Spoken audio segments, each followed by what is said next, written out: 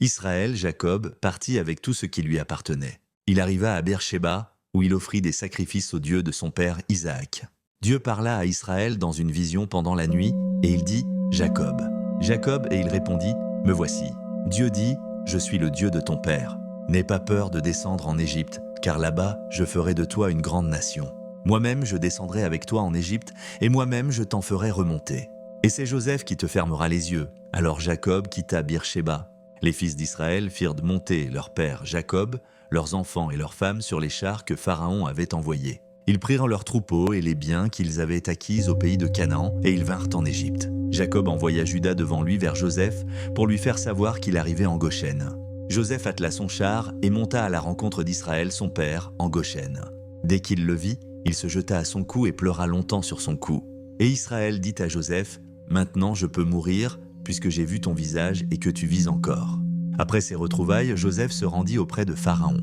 Il lui dit, « Mon père et mes frères sont arrivés de Canaan. Je vais leur dire de se présenter comme des bergers, car ainsi, Pharaon vous installera dans le pays de Goshen, à l'écart. » Joseph prit 5 de ses frères et les présenta à Pharaon.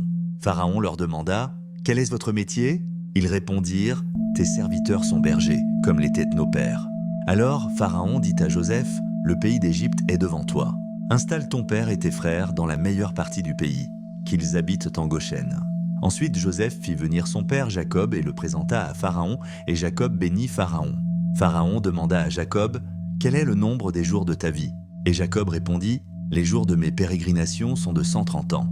Mes jours ont été courts et mauvais, et ils n'ont pas atteint ceux de mes pères. » Joseph installa donc son père et ses frères, et leur donna une propriété dans la meilleure partie de l'Égypte, dans la région de Ramsès, comme Pharaon l'avait ordonné, et il pourvut aux besoins de toute sa famille. La famine sévissait sur toute la surface de la terre. Il n'y avait plus de pain nulle part, et le pays d'Égypte et celui de Canaan étaient épuisés par la faim. Joseph ramassa tout l'argent qui se trouvait en Égypte et en Canaan en échange du blé qu'ils achetaient, et il fit entrer cet argent dans la maison de Pharaon. Quand l'argent fut épuisé, ils vinrent à Joseph et dirent « Donne-nous du pain, pourquoi mourrions-nous sous tes yeux ?» Joseph répondit « Donnez vos troupeaux, et je vous donnerai du pain en échange. » L'année suivante, ils revinrent, « Il ne nous reste plus rien que nos corps et nos terres. Achète-nous, nous et nos terres, contre du pain, et nous serons esclaves de Pharaon. » Joseph acheta donc toutes les terres d'Égypte pour Pharaon. Puis Joseph dit au peuple « Je vous ai acheté aujourd'hui, vous et vos terres, pour Pharaon. Voici de la semence pour vous. Ensemencez la terre. À la récolte, vous donnerez un 5e à Pharaon, et les 4 autres parties seront pour vous. » Ils répondirent « Tu nous as sauvé la vie. » Ainsi Joseph établit cette loi qui dure encore aujourd'hui. Pendant ce temps, Israël s'établit au pays de Goshen. Ils acquirent des biens, furent féconds et se multiplièrent considérablement. Israël, aussi connu sous le nom de Jacob, vécut 17 années en terre d'Égypte. Alors que les jours de sa vie touchaient à leur fin et qu'il sentait la mort approcher, il manda son fils Joseph à son chevet pour lui confier ses dernières volontés. Alité et affaibli par le grand âge, Jacob prit la main de son fils bien-aimé. Dans un geste empreint de la solennité des serments d'autrefois, il demanda à Joseph de placer sa main sous sa cuisse. « Si j'ai trouvé grâce à tes yeux, » lui dit le patriarche d'une voix faible mais ferme, « jure-moi de ne pas m'ensevelir sur cette terre étrangère. Je t'en conjure, ne m'enterre pas en Égypte. Quand je serai couché auprès de mes pères, tu me transporteras hors de ce pays et tu m'enseveliras dans leur sépulcre, là où reposent Abraham et Isaac. » Touché par la requête de son père, Joseph acquiesça sans hésiter et prêta le serment demandé, scellant sa promesse sacrée. Quelque temps après cet engagement, un messager vint annoncer à Joseph que la santé de son père déclinait rapidement. Sans attendre, il se hâta de se rendre à son chevet, emmenant avec lui ses 2 fils, Manassé, l'aîné, et Éphraïm, le cadet. En voyant arriver son fils et ses petits-fils, Jacob, malgré sa grande faiblesse, puisa dans ses dernières forces pour se redresser sur son lit, le visage illuminé d'une joie profonde. Après cela, Joseph amena ses 2 fils à son père. Israël les embrassa tendrement et les serra contre son cœur. Puis, s'adressant à Joseph, il dit avec émotion « Je ne pensais pas revoir ton visage, et voici que Dieu, dans sa grande bonté, me fait même voir ta descendance. » Joseph, voulant que son père bénisse ses fils selon la coutume, plaça soigneusement Manassé, son premier-né, à la droite de Jacob pour qu'il reçoive la bénédiction principale, et Éphraïm, le plus jeune, à sa gauche. Cependant, guidé par une inspiration divine, Jacob croisa délibérément ses mains. Il posa sa main droite, celle de la bénédiction la plus éminente, sur la tête d'Éphraïm, le cadet, et sa main gauche sur celle de Manassé, l'aîné. Constatant ce geste inattendu, Joseph fut troublé. Joseph vit avec un profond déplaisir que son père posait sa main droite sur la tête d'Éphraïm. Pensant à une erreur due à la vieillesse et à la vue défaillante de son père, il saisit la main de Jacob pour la détourner et la poser sur la tête de Manassé. « Pas ainsi, mon père, dit-il doucement, car celui-ci est l'aîné, pose ta droite sur sa tête. » Mais Jacob refusa fermement, ses yeux mi-clos brillant soudain d'une lueur prophétique. Il repoussa la main de son fils avec une assurance qui ne laissait place à aucun doute. Mais son père refusa et dit « Je sais, mon fils, je sais, lui aussi Manassé deviendra un peuple, lui aussi sera grand. Cependant, son jeune frère sera plus grand que lui, et sa postérité formera une multitude de nations. » Le destin des deux tribus venait d'être scellé par la parole inspirée du patriarche. Maintenant, ses mains croisées dans cette position prophétique, Jacob accorda sa bénédiction aux deux garçons. Une lumière douce sembla se concentrer sur la scène, soulignant cet instant sacré de transmission de l'alliance divine.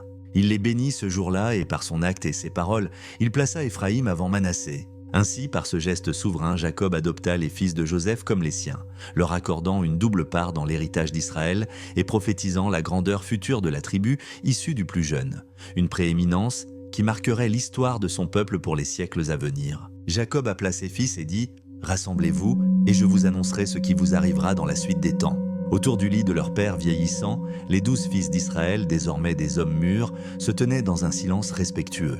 L'atmosphère de la pièce était lourde, empreinte d'une solennité palpable, car chacun sentait que les paroles qui allaient être prononcées scelleraient leur destinée et celle de leurs descendants pour les générations à venir. Le patriarche, sentant sa fin approcher, s'apprêtait à livrer son testament spirituel, une vision prophétique qui dessinerait la carte de l'avenir de son peuple. Le regard de Jacob se posa d'abord sur son premier-né, Réuben, avec une profonde tristesse.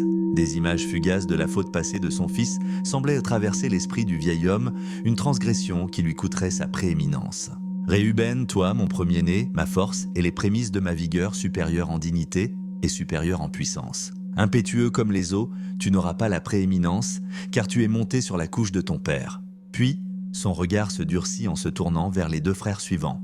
Siméon et Lévi sont frères, leurs glaives sont des instruments de violence. Mon âme n'entrera point dans leur conciliabule, que ma gloire ne s'unisse point à leur assemblée. Car, dans leur colère, ils ont tué des hommes. Maudite soit leur colère, car elle est violente. Je les diviserai dans Jacob, je les disperserai dans Israël. La sanction de leur fureur passée était sans appel, leur héritage serait l'éparpillement. Le ton de Jacob changea radicalement lorsqu'il s'adressa à son quatrième fils. Son regard se remplit de force et de majesté. « Judas, tu recevras les hommages de tes frères. Ta main sera sur la nuque de tes ennemis, les fils de ton père se prosterneront devant toi. » Judas est un jeune lion. Une vision symbolique d'un lion puissant et souverain sembla se superposer à l'image du fils. Le sceptre ne s'éloignera point de Judas, ni le bâton royal d'entre ses pieds, jusqu'à ce que vienne le Shilo, le Pacifique, et que les peuples lui obéissent. À travers Judas, c'était la promesse d'une lignée royale qui était annoncée, un règne destiné à perdurer jusqu'à la venue du Messie. La prééminence perdue par les aînés revenait à Judas, non par le sang, mais par la destinée divine. Le patriarche continua, son souffle se faisant plus court, mais sa voix restant chargée d'autorité prophétique. Il esquissa le destin de chacun de ses autres enfants à travers des images symboliques saisissantes. Zabulon habitera sur la côte des mers, il sera sur la côte des navires, et sa limite s'étendra jusqu'à Sidon. Pour un autre, le destin serait celui d'un juge rusé. Dan jugera son peuple, comme l'une des tribus d'Israël. Dan sera un serpent sur le chemin, une vipère sur le sentier. Des visions d'une biche agile pour Nephtali, d'un guerrier victorieux pour Gad et de riches moissons pour Aser se succédèrent. Arrivé à son fils bien-aimé, sa voix s'adoucit. Joseph est le rameau d'un arbre fertile planté près d'une source. Ses branches s'élèvent au-dessus de la muraille. Les bénédictions de ton père surpassent les bénédictions de mes pères. Lorsqu'il eut achevé de donner ses ordres et ses prophéties à chacun de ses fils, Jacob formula une dernière instruction, celle de son retour à la terre de ses ancêtres, pour être enterré dans le caveau de Macpéla, en Canaan. Puis, dans un silence poignant qui emplit la pièce, il retira ses pieds dans le lit, poussa son dernier soupir et fut recueilli auprès de son peuple. La longue et tumultueuse saga du patriarche venait de s'achever. La caméra se fixe alors sur le visage de Joseph, le puissant gouverneur de l'Égypte. Oubliant son rang et sa gloire, il se jeta sur le visage de son père, l'embrassant, tandis que ses larmes coulaient abondamment sur les traits désormais apaisés du défunt. Le deuil d'un fils pour son père se mêlait à la conscience de la fin d'une ère monumentale. Le grand patriarche, celui qui avait lutté avec Dieu et dont le nom était devenu celui de toute une nation, n'était plus. Israël venait de quitter ce monde pour entrer dans l'éternité. Joseph ordonna aux médecins à son service d'embaumer son père et ils l'embaumèrent. 40 jours passèrent, car c'est le temps nécessaire pour l'embaumement, et les Égyptiens le pleurèrent 70 jours. Joseph parla à la maison de Pharaon. « Mon père m'a fait prêter serment en disant « Tu m'enseveliras dans le sépulcre que je me suis préparé au pays de Canaan. Laisse-moi monter, je te prie, pour ensevelir mon père. Ensuite, je reviendrai. » Pharaon répondit « Monte et ensevelis ton père, comme il te l'a fait jurer. » Et avec Joseph montèrent tous les serviteurs de Pharaon, les anciens de sa maison, et tout le cortège formait une troupe très considérable. Arrivés à l'ère d'Atad, ils y firent de grandes et profondes lamentations. Les habitants du pays dirent « Voilà un grand deuil parmi les Égyptiens. » C'est pourquoi on a appelé ce lieu Abel Mizraïm, deuil des Égyptiens. Les fils de Jacob exécutèrent les ordres de leur père. Ils le transportèrent au pays de Canaan et l'ensevelirent dans la caverne du champ de Machpéla, qu'Abraham avait acheté pour en faire sa propriété sépulcrale. Après avoir enseveli son père, Joseph retourna en Égypte avec ses frères et tous ceux qui étaient montés avec lui. Une page était tournée, mais l'histoire de la famille n'était pas encore terminée. Quand les frères de Joseph virent que leur père était mort, ils se dirent « Peut-être Joseph nous haïra-t-il et nous rendra-t-il tout le mal que nous lui avons fait ?» La peur, longtemps contenue par la présence de Jacob, refaisait surface. Ils ne pouvaient croire qu'un homme aussi puissant puisse pardonner une telle trahison sans arrière-pensée. Ils firent dire à Joseph « Ton père a donné cet ordre avant de mourir. Pardonne, je te prie, le crime de tes frères et leur péché. Pardonne maintenant le péché des serviteurs du Dieu de ton père. » Joseph pleura en entendant leurs paroles. Après toutes ces années, il ne comprenait toujours pas la profondeur de son pardon. Ses frères vinrent eux-mêmes se jeter à ses pieds et dire « Nous sommes tes esclaves. » C'était l'accomplissement final de ses rêves de jeunesse, mais dans un contexte non plus d'orgueil, mais de grâce. Joseph leur dit « Soyez sans crainte. Suis-je à la place de Dieu? Vous aviez projeté de me faire du mal, mais Dieu l'a changé en bien pour accomplir ce qui arrive aujourd'hui, sauver la vie à un peuple nombreux. Soyez donc sans crainte, je pourvoirai à vos besoins et à ceux de vos enfants. » Et il les consola. Joseph vécut 110 ans.